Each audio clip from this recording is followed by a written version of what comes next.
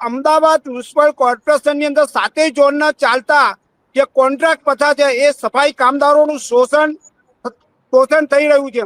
તો તે લોકોને કોન્ટ્રાક્ટ પ્રથા બંધ કરી અને નવી ભરતી કરે એવું અમારી માંગણી છે. હોસ્પિટલોની અંદર આઉટસોર્સિંગ જે કોન્ટ્રાક્ટ ચાલે છે તે બંધ કરી નવી ભરતી કરે.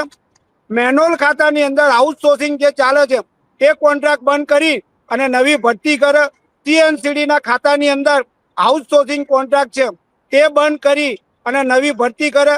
તે ઉપરાંત અમદાવાદ મ્યુનિસિપલ કોર્પોરેશનમાં ફાયર બ્રિગેડના કર્મચારીઓ આખા ભારત દેશમાં કે આખા ગુજરાતની અંદર ક્યાંય 24 કલાક નોકરી નથી, પણ અમદાવાદ મ્યુનિસિપલ કોર્પોરેશનની અંદર આ ફાયર બ્રિગેડના કર્મચારીઓ સાથે ઓરમાયું વર્તન રાખીને 24 કલાક નોકરી કરાવે છે. તો તેમનો 8 કલાકનો અમલ કરે.